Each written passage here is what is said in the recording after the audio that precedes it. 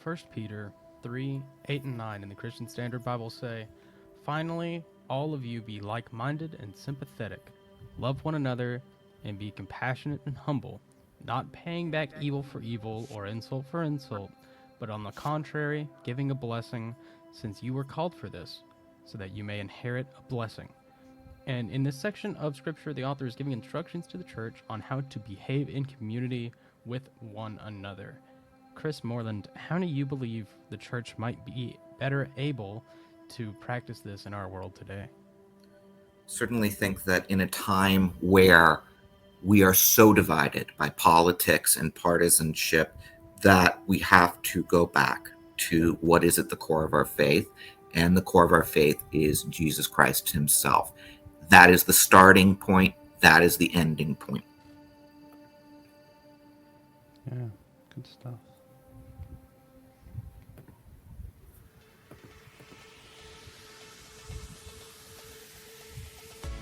Hey guys, welcome back to the Whole Church Podcast, possibly your favorite church unity podcast. And again, you're like, wait a minute, we just had a bonus.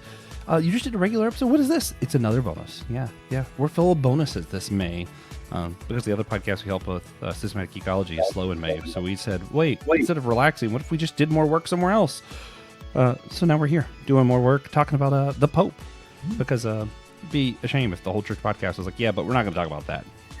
We'd be dropping the ball. So since we have a new Pope, Pope Francis has passed, we want to reflect on Pope Francis's legacy, look ahead to Pope Leo XIV.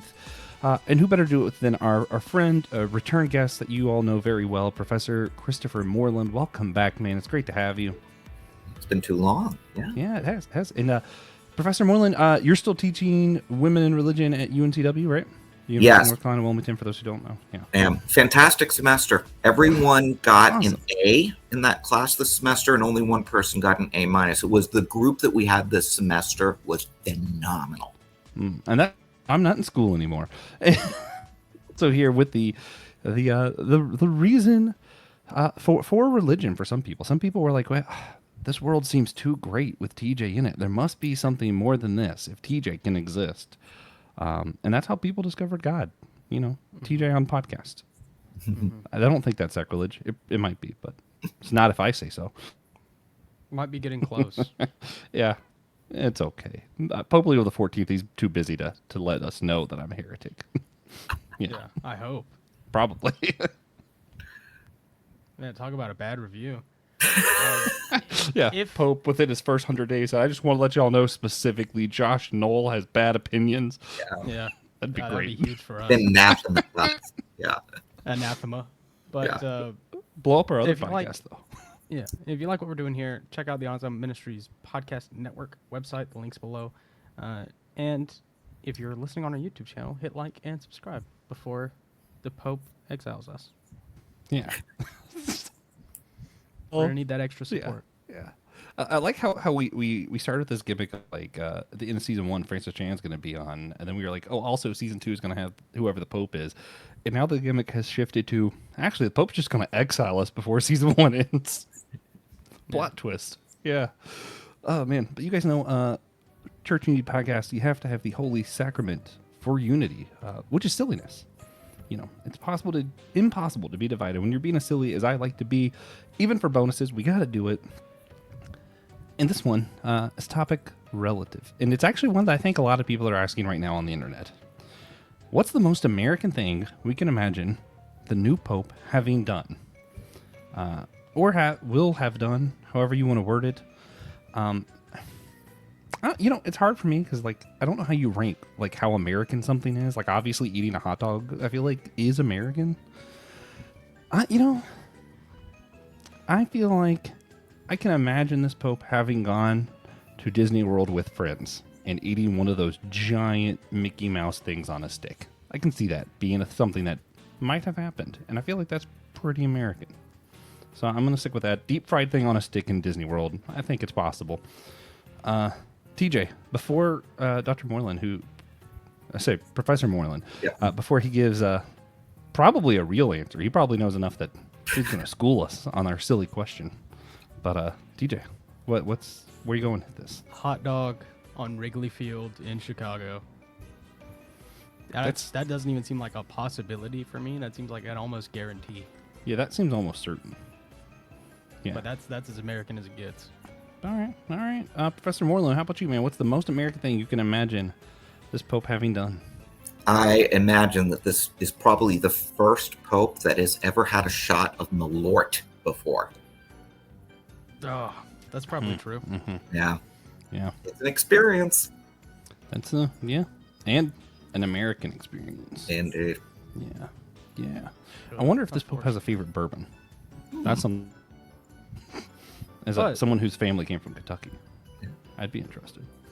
But this is a special episode in honor of the new Roman Catholic Pope. And before we discuss the change, what should we glean from and reflect on from Pope Francis's time in the papacy?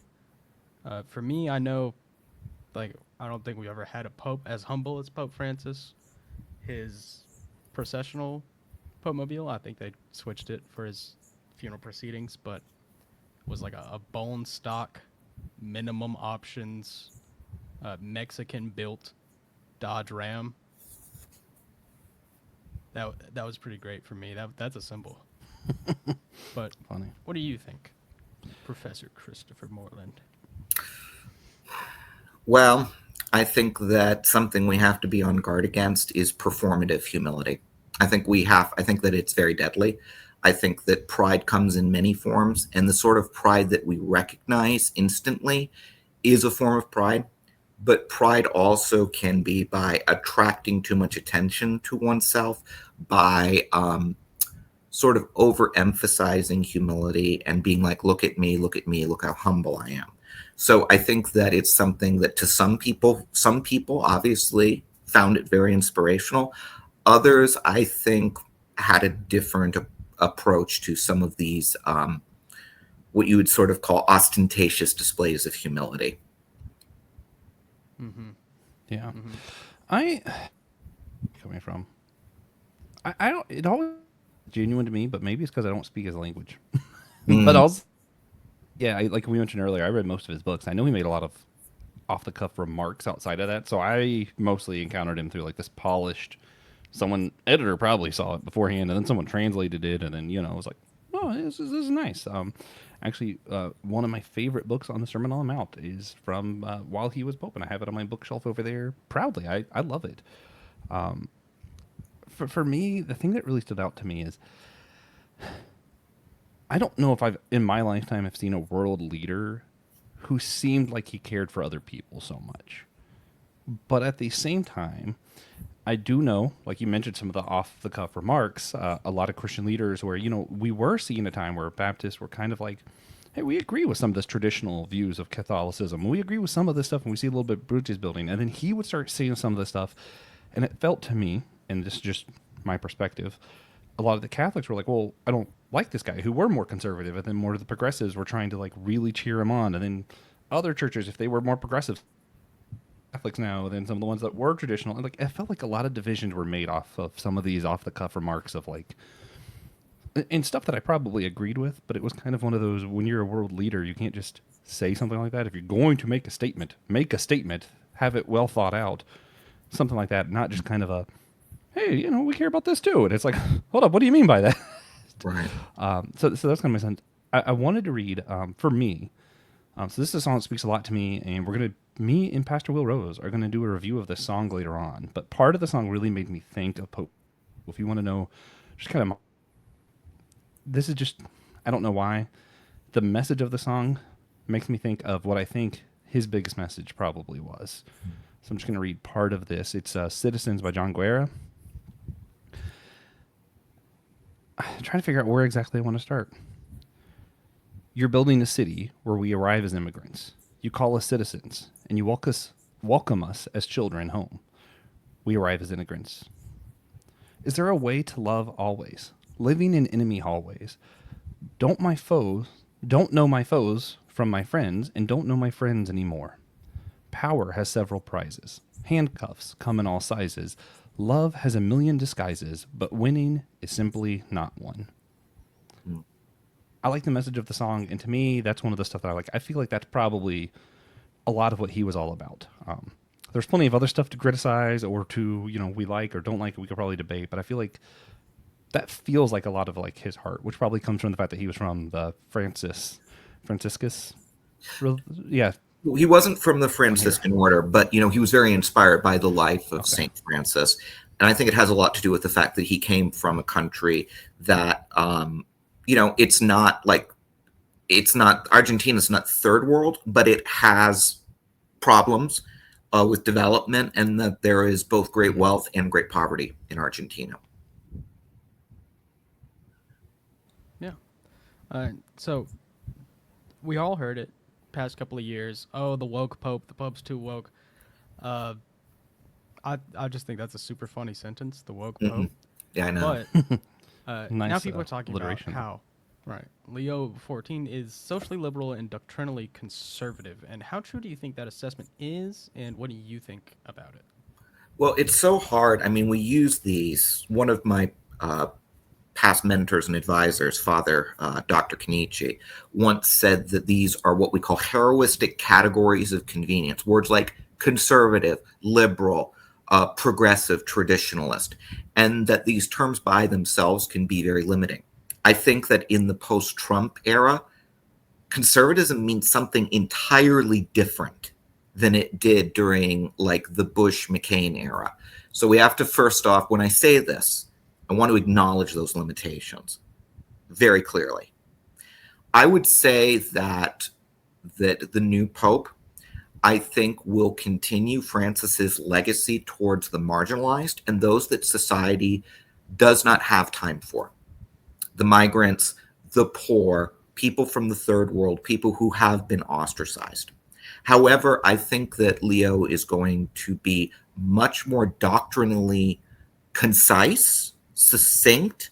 I think that he is going to focus a lot more on the precision of his words. I think that he understands that every single thing that he says and does is going to be scrutinized, and that because of 24/7 media and social media, you really have to be very careful about what you say to make sure that you don't scandalize the faithful. I think that we will definitely see more of a reinforcement of traditional Catholic teaching. But these are things, we call it traditional, but these are really things that the overwhelming majority of Catholics agree on. We're talking about the unique salvific nature of Jesus Christ, for example, the nature of the Holy Trinity, the core stuff, some of which was inadvertently brought into question during the reign of the previous pontiff. Yeah. So one of the interesting things for me, so I was going back, getting my master's, having to write some systematic theology papers, all that kind of stuff. And now I'm in the Lutheran Church. So the Augsburg Confession is something I've been really interested in. Part of the Roman Catholic response to the Augsburg Confession, which was like Lutherans basically trying to say, here's what we believe, and trying to find some kind of common ground with the Catholic tradition. One of the responses against it, sort of, had to do with the necessity of the papacy, having a pope as a symbol of unity within the church as a central figure. That was really stressed as one of the big disagreement points. I don't know. I'm struggling there. But how do you think the papacy might add to unity amongst Catholic believers? And is there a significance, keeping that in mind, that the new pope isn't American? Does that help or hurt the unity right now in our times when people don't like America too much? It's really going to help with unity. The other thing is that the previous pontiffs had a very clear dislike of the United States and a very clear dislike of what I would call sort of the greater West. So that would be like Great Britain, France, Germany. That's not really, that part of the world did not seem to particularly inspire him. I think that there are some there's some very legitimate critiques he had. Some of it, however, was left over from his Peronist Argentinian background, very 1970s third world internationalism that is really it's not completely, how would I say, appropriate in 2025. It doesn't deal with reality. tension. There's been a lot of tension between the Americans and the previous pontiff.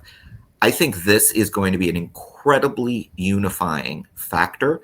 I think that if he continues in his present vein, I mean, he's only been pope for like what, less than 2 weeks. If he continues in the current vein that he is going right now, he is going to be able to unify both people who feel a little more progressive and people who lean a little more traditionalist. I think that he will maintain Francis's outreach to the third world while strengthening relationships with the West and the United States. It's very clear that he is extremely well loved in the United States already, and it's been really heartening to see that everyone seems to like him, whether you're Catholic, whether you're Protestant, whether you're Jewish. Even my friends that are atheists and agnostics, like, hey, you got a cool pope. We love your new pope. You know, he's awesome. Like, and they're excited also about, like, there's like, won't it be so cool when he comes back to Chicago? So these are people that don't believe in God. These are people that think religion is silly and superstitious, but there's something about him that they find captivating and like that they are like excited about. Yeah. I think what it is, for two things. The conclave, I think, very willfully and knowingly decided to appoint, the first American pope in these times to aid in that, unifying presence that the pope can have. But also, if there's one thing that America loves, it's rooting for the home team. Yes. The pope's American. All right, now we can get some work done. That's our boy. I think no matter what, if the pope was just any American, he would have been just as popular with us. Because in our country, we can say whatever we want about our country. But, another country trying to talk bad about us or our pope, that's not going to happen. So I think that does contribute to his fame, popularity so far. Yeah. There's I been also a lot think of memes about Pope Leo. Yeah, lots of memes. From Chicago, like Chirac. Those have been a lot of fun to look at, but it's definitely helping in the younger audience who's not as tuned into the Catholic world. Yeah, I just like all the jokes about the official holy pizza and how it's now a sin to put ketchup on a hot dog, all that stuff. I love that. And I like ketchup on my hot dog. I just still think it's funny. But I one of the things too, though, I think, like worldwide, I think part of it too is like everything now seems to be about Donald Trump and the politics of our country. So I think for a lot of people, it's literally just, here is something that seems untouched by that. We all just desperately want something that seems like it doesn't have anything to do with this at all. Like, it's not for or against, it's just its own thing. And we could just be happy about it and not attach it to this, Yeah. Yeah. So, Chris, what do we need to know about the new Pope's history? So what we need to know is that, he's extremely well educated, that he has a fantastic grasp on canon law. He is actually sort of a newcomer to the game of what I like to call like Catholic politics. Like, he has not had like decades as a kingmaker. That's really not what he's been doing. But when he stepped into that role, he stepped into it with alacrity and has done a very good job, from what my sources say, in a very short period of time. So he learned the game very quickly. But it seems like he's learned the game without being compromised by it. It's not like that once he got to Rome and got put into this position of authority that he suddenly lost his his nature. I think that he has brought his personality into everything that he has done. I'd also say that it's really important to note that the Pope, there's been some concerns raised about the fact that he went to Chicago Theological Union, which has a reputation of being extremely progressive, and sometimes off kilter. However, I think that it's important to note, like, even in my own small example, I went to Berkeley. And I don't describe myself necessarily as a progressive. So I would say that just where you go to school doesn't necessarily indicate anything. One of the reasons I went to Berkeley is because I wanted to challenge myself, and I actually wanted to question, are my ideas incorrect? I wanted to be exposed to the other. So who knows, maybe he did that as well. And the fact is that if you open yourself up from both an academic standpoint and spiritually from the Holy Spirit, through that culture of encounter and through that culture of talking in truth and charity with other people, you will have this sort of dynamic thing going on where it's like you will be changed, but you will not. It's like you will still believe things you believed before. There are other things that you will modify, and then some things that you will radically change your mind on. But I don't think it's like a complete 180 if you go to a different school or in a different environment. It's much more multifaceted. And I would think that that's probably the experience he had as well. Yeah. Right. I mean, it's part of why I went to North Greenville. Exactly. I disagree with almost everything they're teaching me. Yeah. They weren't allowed to dance in that school until 2018. Wow. Wild. Super funny. But we've heard a lot about his schooling. His first degree was from Villanova. It was a bachelor's in mathematics in the 70s. So, that just goes to show you, college kids, if you're listening and you're afraid you're not going to use your degree, you might not. You might be the Pope instead. But that was pre-seminary.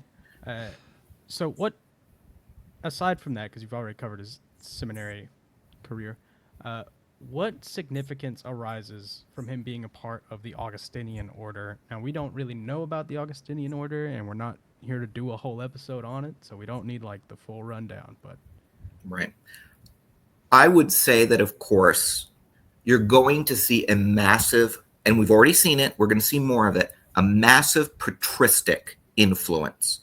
So St. Augustine, one of the great early church fathers, he knew Jerome, was very, ensconced in the world of late antiquity. So one of the things you're going to definitely see is Leo's sermons and ideas are going to be very involved with Augustinian thought. So the theology of Augustine, but also the greater encompassing theology and world of late antiquity, which is really where Christianity sort of begins to articulate itself in ways that, in particularly through the use of Greco-Roman philosophy, that it begins to really articulate itself as not just a religion, but also sort of like what we call paideia, this entire system of being, that your religion, your faith is supposed to influence the way you deal with your family, the way that you go to school, the way you deal with politics. And that's something that I think we've lost. So I'd love to see if he brings that back. I have a couple of friends in the Augustinian order in Germany. They speak very highly of him. They are not necessarily known for being a order that causes a lot of problems. Mm-hmm. And they don't attract a lot of attention to themselves, either positive or negative. I mean, that's a good thing. Yeah, that's good. That's a good thing. Yeah. Well, we were talking some before we got on here, and as you pointed out, we're pretty early on into this thing, so we don't know a ton about what he's going to be like as Pope, mm-hmm. Pope Leo XIV. I do want to go ahead and plug, we are in works with priest at an independent Catholic church. So that's a Catholic church that's not under the authority of Rome, that's not in mm-hmm. full communion with the Roman Catholic Church, but is in like partial communion, sort of. Mm-hmm. So that priest is going to come on at the 100 days of Pope Leo XIV, and we're going to try and kind of look at it kind of as outsiders who hopefully maybe he'll have a little bit better perspective than we do, but still kind of looking at as outsiders what we think of it then. But for now, early on, are there any of the appointments he's made so far that might give us a glimpse into what the papacy might be like if we had a kind of guess, So certainly the rehabilitation of Cardinal Sarah is extremely important. He has been already put into a role as a special papal envoy. Archbishop Paglia, who is extremely controversial as the head of, it's like the Academy of Human Life or something like that. I'd have to look mm-hmm. up the proper name of it, but it's very important. It's a think tank. And his appointment was extremely controversial. He's been sent packing. We've also seen that some figures, they've not yet gotten their formal appointments because everyone is in until they're out. It's like you carry on with the prior pope's appointments until you go ahead and change them. And he asked everyone to stay in place until further notice. What you really are going to want to see as an indication of this future papacy is, do they get rid of Tucho Fernandez, Cardinal Fernandez? That's going to be huge because he's extremely controversial and one of Francis's. He was a close collaborator of Francis. The other thing is Cardinal Roche going to be sacked. Cardinal Roche was one of the leading voices to limit the Latin Mass. He's not necessarily known for his charity, even by people who may not like the Latin Mass. A lot of people were like, yeah, okay, the policy is okay, but the way you instituted it is not particularly wise. The tone and the way that you went about it. So he is definitely, and he's a lightning rod of dissatisfaction for the traditionalists. So they are going to want to see him sacked. In terms of other appointments, it's too early to tell. Yeah. Interestingly enough, I think Cardinal Tagle is going to be around a bit more. Traditionalists do not tend to like him, but he is not necessarily a figure of loathing. He is sort of more seen as someone who is questionable, but not like a lightning rod of dissatisfaction. I think that we'll be seeing more of him, but I think he is also smart enough to know how to play the game, and I think that he will tone himself down. So we'll just have to see. But it's very early. And there's going to be a lot of ink spilt over what could happen. But a lot remains to be seen. But as of this moment, it's very heartening. Yeah. I don't have this on outline, but real quick, because I do know a lot of people are either happy or concerned about this. Some of his teachings before he became the Pope was very not in favor of women preaching kind of deal, or he think he's less pro LGBTQ kind of movement, which the previous Pope doesn't necessarily support either. I guess he just said stuff that made some people happy. And do we think the Catholic Church is going to suddenly just start really hating on these groups? I feel like I know that's an exaggeration, but what kind of shift should we expect to see in the attitude towards those specific two issues? I don't think you're going to see any change in the kindness and the courtesy, the outreach done to those groups at all. I think that the door is always going to remain open for dialogue, and the door is always going to remain open for collaboration and contact, and for continuing the discussion. But for goodness sakes, I think that the door is pretty much, I would say for the rest of my lifetime, permanently closed on female deacons, female ordination. If it didn't happen under Francis, you think it's going to happen under Leo? He's made it very clear that that is a non-starter.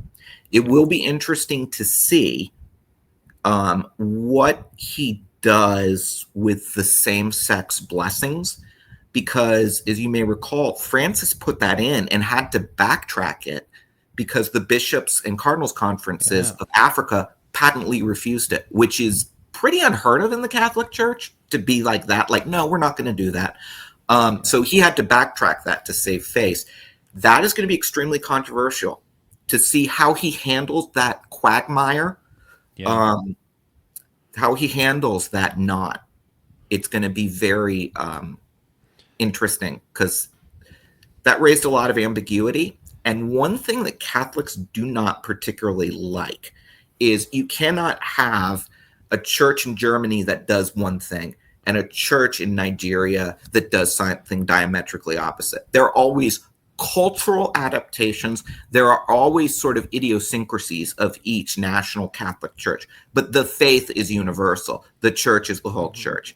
And what Catholics are particularly frightened of is going the way of the Anglican Communion, where you have this high church, a low church, a broad church, and that the Archbishop of Canterbury is nothing more than a nominal figurehead that no one pays any attention to. Like that is like that would be a nightmare for Catholics. Yeah, yeah. I'm going to do a podcast no and look up to make sure I'm saying the name correctly. The priest that we plan on having on, who again, this is not part of the Roman Catholic Church, this is independent Catholic Church. Very important to make that distinction. I just want to, for disclosure, share with you guys his name, because he is actually Father Casvo in North Carolina. He is a same-sex person, I guess, individual. He considers himself a gay priest. I don't think he's able to be married from his own tradition, but I'm unsure on some of that. I just wanted to make sure we did say that. So whenever we have that 100 days look back, so you guys kind of know what perspective we're going to be looking at. Professor Moreland, if you want to join us for that, obviously you're welcome as well, because that having the Roman Catholic view 100 days in would be cool too, but I know you're busy. And I don't like inviting people multiple times when I know they're busy people. No, if I'm around, I'd be more than happy. Yeah, I'll make sure I'll send you that link and stuff too then. Yeah. So how might the appointments of a new pope matter for those outside of the Catholic faith? It's a much broader question, but how is this going to affect us? So in terms of like day to day, it's not really going to have much of an impact on people. It is going to be more about what we're talking about happens in like 5 years. Like the appointments build up the narrative, like they're little tiny pieces that start to create a narrative whole. And so Catholics really, a lot of us like really enjoy watching sort of, being a Vaticanologist. We like sort of seeing the chess pieces move. We like seeing who's in, who's out, because we know it means something extremely important. But on a day-to-day basis, is it really going to affect, as of now, the average life of a Catholic in the pew or an Episcopalian or a Lutheran? Not yet. Not yet. But if you want to know how it's going to affect you in a couple of years, these are some leading indicators. So is there anything that you think we might have missed, that you think people want to know about the Pope, or how the Catholic Church is going to be moving forward with a papal transition for someone who's like, this is their first one, where they're really paying attention for? I would say that the absolute worst methodology someone could use to try to understand Leo and to try to understand the papacy specifically, or the Roman Catholic Church in general, is to subject it to American political dichotomies. If you view all of this through the lens of Fox News or MSNBC, if you view it from like the agenda of the RNC or the DNC, whether you consider yourself to be woke or whether you consider yourself to be MAGA, if that is your lens, you're already looking at the world in an incredibly myopic way, and it's just going to deform and remove from reality what's actually happening with the current Pope. We've already seen that with things that like Laura Loomer has said. She's like, oh my God, he's a woke Marxist Pope. I'm like, really? And, on the super far left, they're going after him, because he has some reservations about gender that they're not going to find. But overall, so far, he's been a lot less divisive and a lot less controversial. And I think that in a time where people are so divided, that unless he rocks something way too far in one direction or another, I think people are looking for a figure, whether they're Catholic or not. They're looking, again, for someone beyond this world we live in, where it's all about Trump 24/7. They're looking for something to distract them and maybe for a sign of hope. All right. Yeah. Cool. Cool. So with that, near the end of our show, we always like to ask for a practical action, just something tangible our listeners could go do right now that would help better engender Christian unity. Before you go, I'm going to cheat. I'm going to offer up an idea myself, tying it back into this idea that the papacy can be a figure of unity. We mentioned that earlier, which is funny because I fully affirm the Augsburg Confession, and I know that that was part of the Catholic push against it. But what I do like about this, even though I don't put myself under the authority of Rome or anything like that, for example, I read a book that was the Four Views on Inerrancy, and one of the most interesting parts of this book was there was an author that wasn't from America who was just like, we don't even talk about this. What do you even mean? I was like, this whole part was just like, what are you guys even talking about over there? And one of the things about Pope, and this is where my recommendation is, you read something written by one of the popes, because their whole job is to be able to speak to anyone across the world, which means the stuff that we think is so important in America that other Christians maybe they never even heard anybody talk about it before. When he talks, it's something that's relevant to all Christians, I think. And that's where, even if I don't put myself under the authority, I think it is good to read what the popes are writing because it's beneficial. Mm-hmm. Yeah. But Chris, what about you? Do you have anything that you're like, this would be a really good thing for people to do practically to help better engender unity in the church? So I think that at this point, at least in terms of Catholics, something that we need to think about is that we've been through a couple of papacies. Most of people my age have been through a couple of papacies. We know what it's like to be in favor. We know what it's like to not be in favor. And so now that things are changing, we have to make sure that people that were really attracted to Francis and that people that were inspired by him still don't feel slighted, because we know what it's like to feel slighted, and it's very spiritually damaging. So we want to make sure that we don't have this thing where it's like, I'm in, you're out, I'm in, you're out. It's like we have to find a way to both be at the table, and perhaps that shared experience of suffering and empathy will get us to overcome some of our resentments and some of our there's this natural human desire for revenge. We've got to get rid of it. We've got to get rid of it and be good Christians. Yeah. All right. And what changes in the world around us if we do that? I'm sorry, could you repeat that? What changes if we all listen to you? I think you would see a lot less. I think you would see Catholics not segregating themselves from each other, having open, honest conversations, and being able to agree to disagree, to go back to what is the core, and maybe put some of these other issues on the back burner. All right, we would love to see that. So, everybody listen to Professor Christopher Moreland, please. Before we wrap up, you've been here before.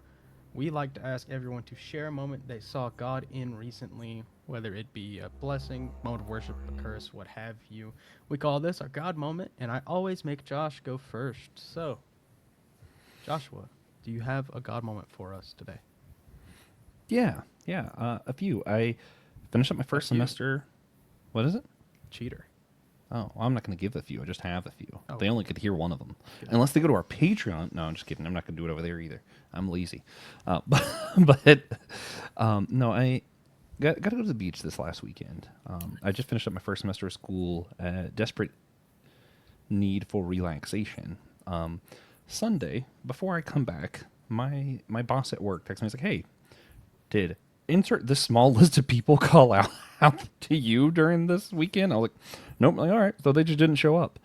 And then I thought about it and was like, means they were just short and struggling and could have asked me if they called out earlier, but waited till they were pretty sure my vacation was over just to not bother me with a text. And I'm like, man, someone cares about me that much. I don't know if I care about them much, because that's rough.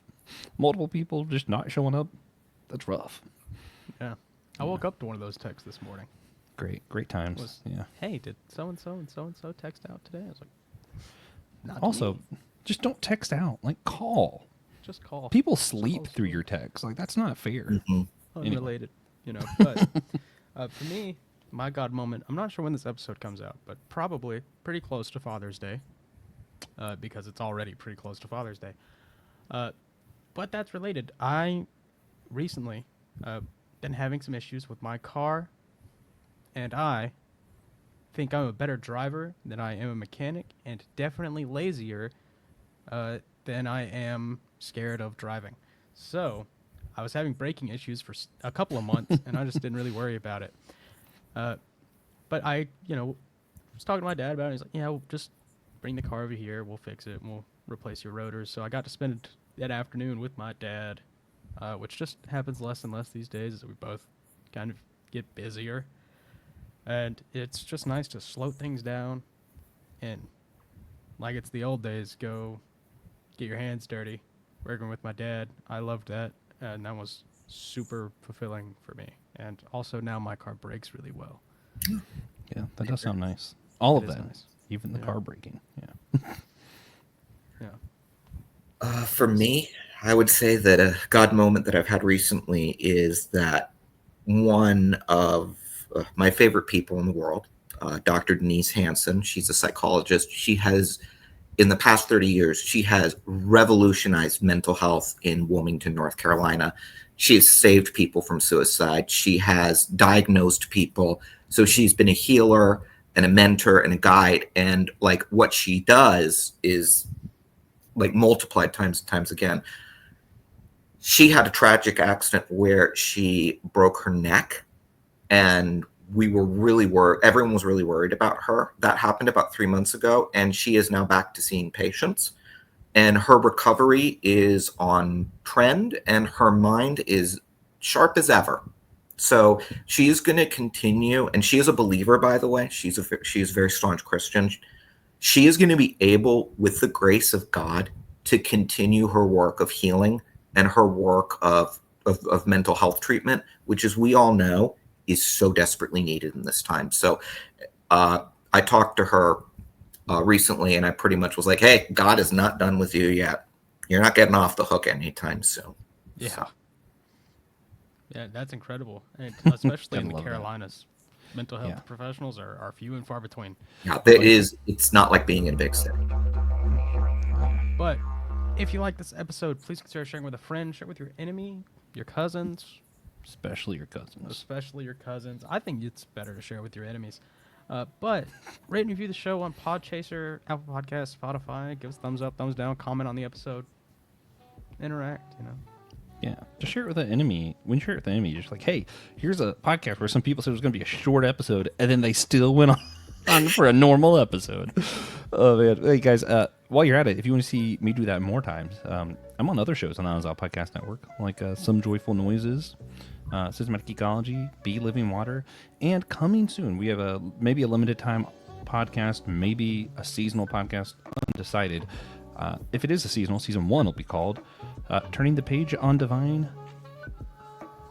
Give me a second. Genocide. Right. Turning the Page on Divine Genocide. Yeah, I was like, what was it again? And if it's not seasonal, that's just going to be the name of the show.